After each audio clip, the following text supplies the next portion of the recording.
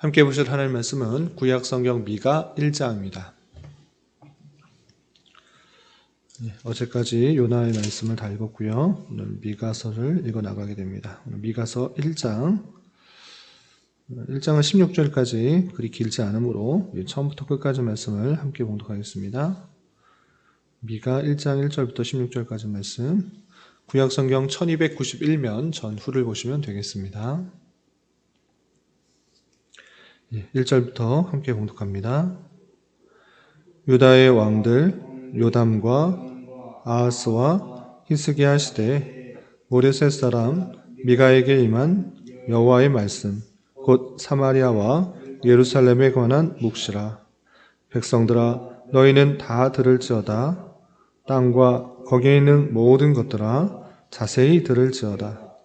주 여호와께서 너희에게 대하여 증언하시되 곧 주께서 성전에서 그리하실 것이니라. 여호와께서 그의 처소에서 나오시고 강림하사 땅의 높은 곳을 밟으실 것이라. 그 아래서 산들이 높고 골짜기들이 갈라지기를 불 앞에 밀초 같고 비탈로 쏟아지는 물 같을 것이니 이는 다 야곱의 허물로 말미암음이요 이스라엘 족속의 죄로 말미암음이라. 야곱의 허물이 무엇이냐? 사마리아가 아니냐? 유다의 산당이 무엇이냐? 예루살렘이 아니냐? 이러므로 내가 사마리아를 들의 무더기 같게 하고 포도심을 동산 같게 하며 또 그 돌들을 골짜기에 쏟아내리고 그 기초를 드러내며 그 새긴 우상들은 다 부서지고 그 음행의 값은 다 불살라지며 내가 그 목상들을 다 깨뜨리리니 그가 기생의 값으로 모았은즉 그것이 기생의 값으로 돌아가리라. 이러므로 내가 애통하며 애고가 벌거벗은 몸으로 행하며 들깨같이 애곡하고 타조같이 애통하리니 이는 그 상처는 고칠 수 없고 그것이 유다까지도 이르고 내 백성의 성문 곧 예루살렘에도 미쳤음이니라. 가드에 알리지 말며 도무지 울지 말지어다. 내가 베들레아 부하라에서 티끌에 굴렀도다. 사빌 주민아 너는 벗은 몸에 수치를 무릅쓰고 나갈지어다. 사난 주민은 나오지 못하고 벳 에셀이 애곡하여 너에게 의지할 곳이 없게 하리라. 마롯 주민이 근심 중에 복을 바라니 이는 재앙이 여호와께로 말미암아 예루살렘 성문에 임함이니라. 라게스 주민아 너는 준마에 병거를 메울지어다. 라게스는 딸 시온의 죄의 근본이니 이는 이스라엘의 허물이 내게서 보였음이니라. 이러므로 너는 가드 모레셋에 작별하는 예물을 줄지어다. 악십의 집들이 이스라엘 왕들을 속이리라. 마레사 주민아 내가 장차 너를 소유할 자로 내게 이르게 하리니 이스라엘의 영광이 아둘람까지 이를 것이라. 너는 내 기뻐하는 자식으로 인하여 내 머리털을 깎아 대머리 같게 할지어다. 내 머리가 크게 벗어지게 하기를 독수리 같게 할지어다. 이는 그들이 사로잡혀 너를 떠났음이라. 아멘. 감사합니다. 오늘 함께 살펴볼 하나님 말씀은 미가 1장입니다. 오늘부터 미가서를 읽어 나가기 때문에 간단하게 개요를 살펴보고 오늘 본문을 통해서 교훈받도록 하겠습니다. 여러분들 갖고 계시는 11월 말씀일기 책자 앞부분을 보시면 또 미가의 개요가 있는데 개요를 잠깐 보도록 하겠습니다. 13페이지입니다. 13페이지 중간 보시면 5번 미가에 대해서 나와 있는데 간단하게 보겠습니다. 미가서는 개인적인 이익을 위해 사회적 지위와 정치 권력을 남용하는 모든 사람을 직책하고 있다 되어 있고요. 미가서의 3분의 1 정도는 동족들의 죄악을 폭로하는 내용으로 되어 있고 또 다른 3분의 1은 하나님께서 내리실 징벌을 그리고 있고 그리고 나머지 3분의 1은 징벌이 끝날 이후에 회복의 소망을 제시한다 되어 있습니다. 그래서 죄악에 대해서 3분의 1 정도, 그리고 그 죄악에 대한 심판이 3분의 1, 그리고 나머지 3분의 1은 하나님께서 회복하실 것이다 라는 그런 말씀으로 되어 있다라는 것을 염두에 두시면 되고, 그리고 전체적인 주제가 무엇인가 라고 할 때 하나님께서 그 백성들에게 요구하시는 그 내용이 있는데, 그것은 다름이 아니라 공의를 행하고 인자를 사랑하며 겸손히 내 하나님과 함께 행하라 라는 미가 6장 8절의 말씀, 이것이 전체 주제의 말씀과 같다라고 할 수 있겠습니다. 그리고 미가서의 기록자는 미가인데, 미가의 뜻은 누가 여호와와 같은가 라는 그런 이름의 뜻이고요. 그리고 1장 1절에 보면 모레셋 사람이다 라고 밝혀있는데, 이 모레셋은 남부 유다에 있는 가드 모레셋으로 생각되고 있는 것입니다. 그리고 또 활동 연대는 1장 1절에 유다 왕인 요담, 아하스, 히스기야 시대라고 표현되고 있기 때문에 대략적으로 북이스라엘이 멸망하게 될 즈음, 아직 멸망하진 않았는데 멸망할 때쯤 그 활동을 하였던 그 시기다라는 것을 알 수 있습니다. 대략적으로 BC 740년부터 700년까지 계속해서 활동했던 사람으로 생각되는 것입니다. 그래서 그 내용을 보면 미가는 사마리아의 멸망을 예언하고 있고, 또 예루살렘에 미치는 그런 죄악에 대한 심판에 대해서도 나오고 있다라고 할 수 있습니다.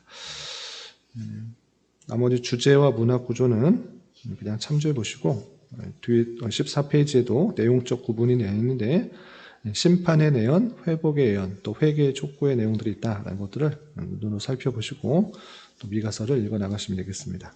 다시 본문으로 돌아와서 미가 1장을 좀 살펴보겠습니다. 1장 1절에서는 방금 전에 살펴본 것과 같이 미가 전체에 서론이 남겨 있는데, 보시면 유다의 왕들 요담과 아하스와 히스기야의 시대라고 표현하고 있습니다. 정확한 시기가 표현되고 있는데, 남과 북이, 이스라엘이 한 나라가 아니라, 통일왕국이 아니라 분열된 시기의 왕들인 것을 알 수 있습니다. 특별히 유다의 왕들을 언급하고 있는 것을 통하여서 미가는 남유다에서 주로 활동했던 그런 선지자로 생각할 수가 있는 것입니다.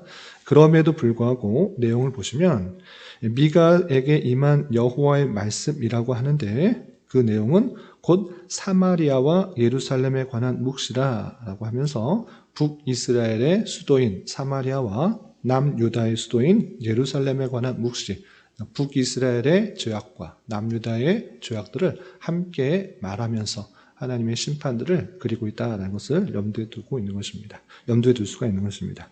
그렇다면 2절부터 본격적인 하나님의 묵시, 그 계시의 내용이 나오는데 어떤 내용들이 나오는지 계속해서 살펴보겠습니다.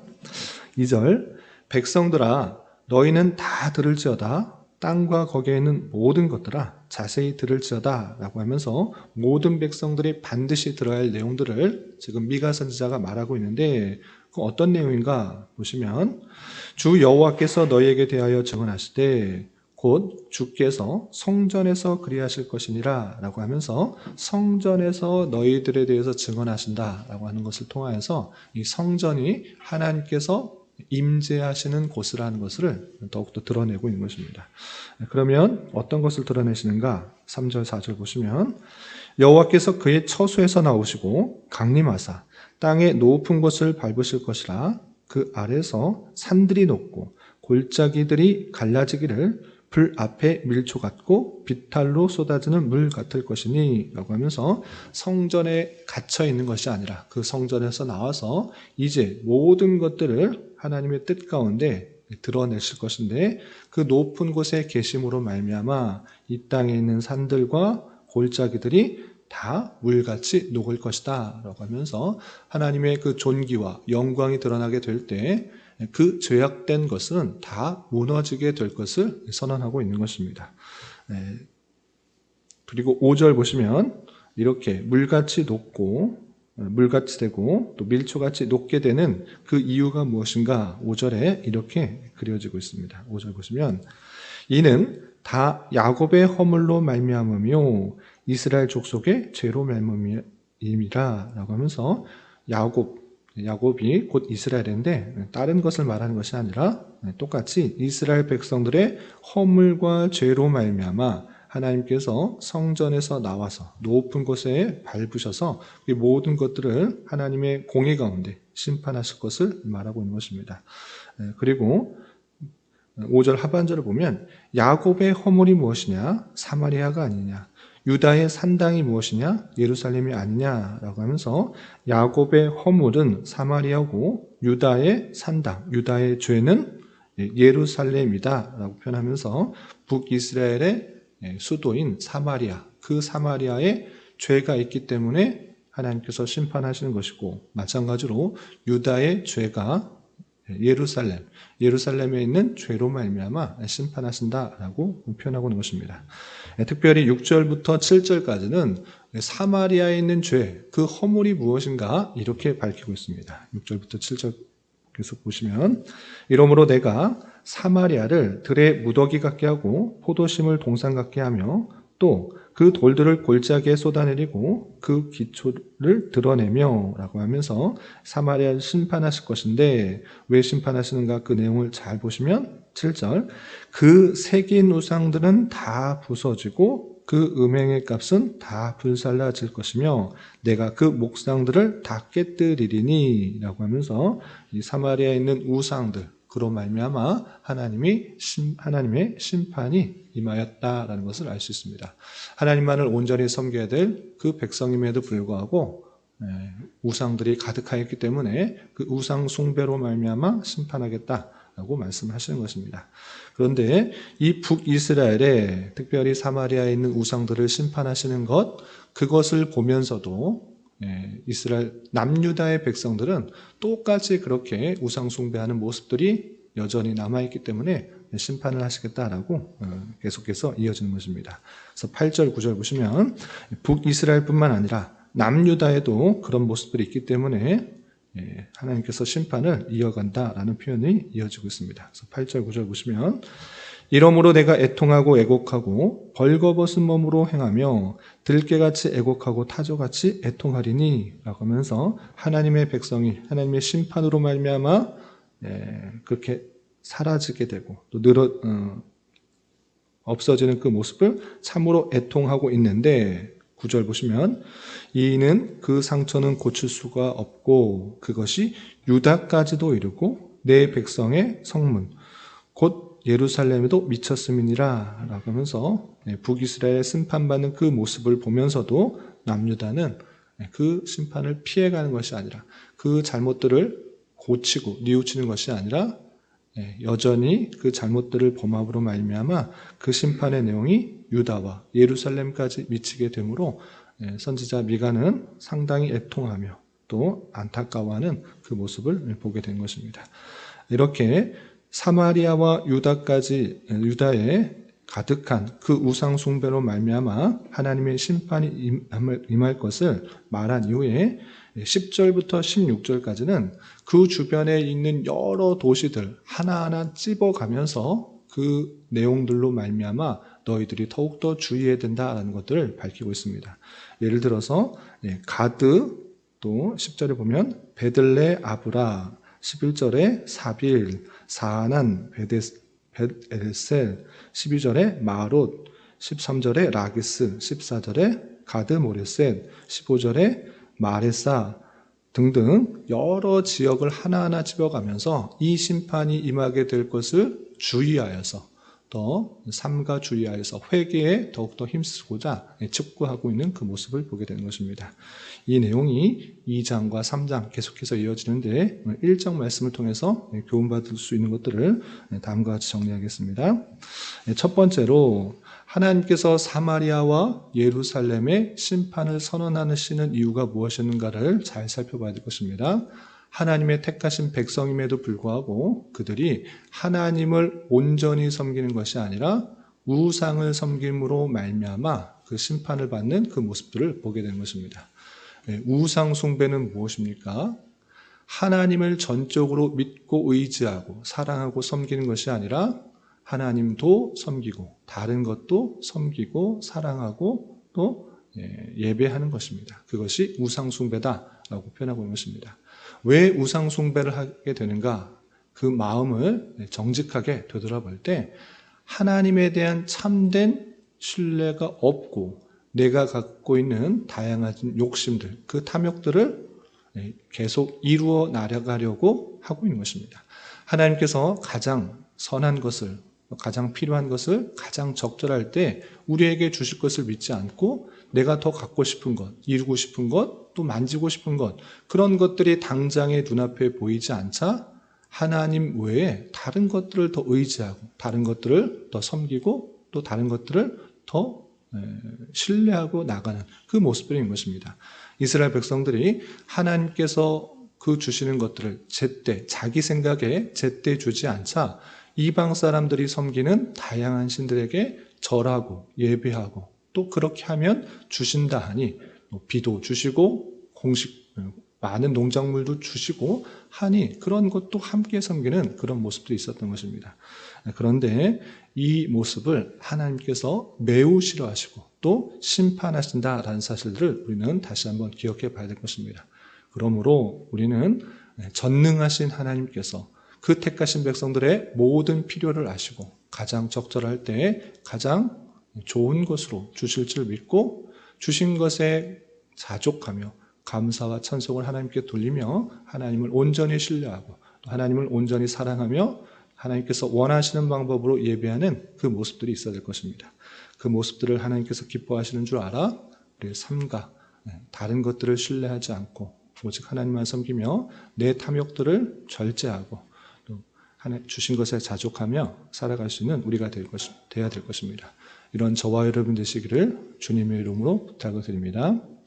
그리고 한 가지 더 교훈을 드리자면 사마리아와 예루살렘 둘 다 우상 숭배하는 모습들을 말미암아 심판이 임할 것이다 라고 말씀하시는데 동시에 하나님께서 심판하시지 않으시고 먼저 북이스라엘 그러니까 사마리아를 먼저 심판하셨습니다. 그럼에도 불구하고 유다는 그 심판의 모습을 보고 회개하고 뉘우치고 돌이키는 것이 아니라 똑같이 그런 잘못들을 범하다가 똑같은 심판을 겪게 되는 그 모습들을 보게 됩니다.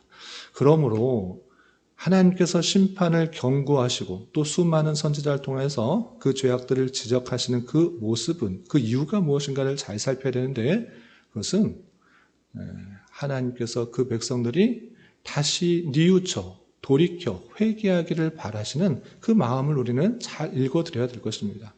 하나님께서 그 선지자들에게 알려주지 않으시고 잘못했네, 내가 이미 잘못한 것에 대해서 심판하고 경고했으니 나는 너희들 그냥 심판하고 말겠다 하고 끝내버리셔도 아무런 상관이 없으신 분이십니다.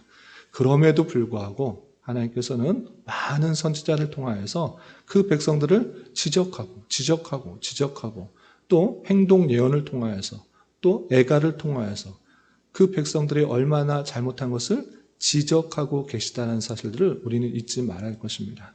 미가 선지자를 통하여서 또 확인하는 바는 심판을 경고하시는 그 모습을 따라 이스라엘 백성들은 어떻게 해야 되는지를 우리는 잘 살펴봐야 될 것입니다.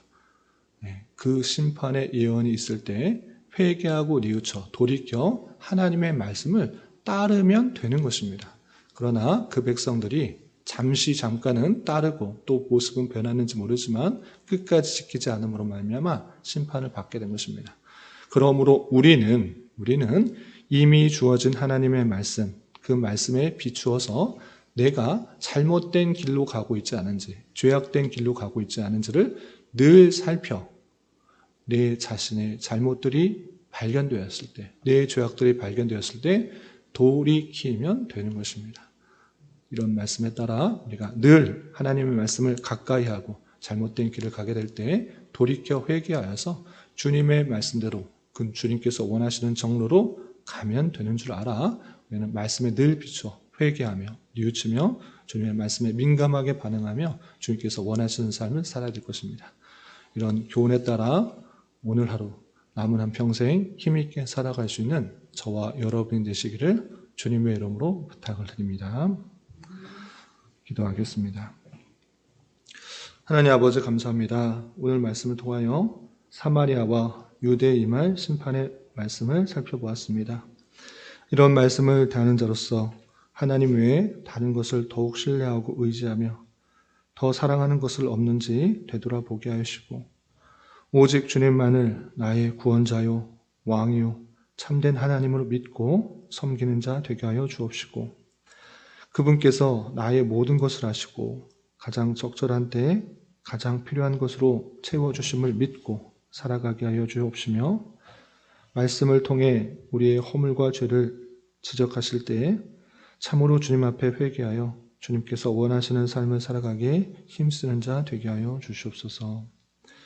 주님, 11월은 결산과 계획이라는 주제로 한 달을 보내고 있습니다.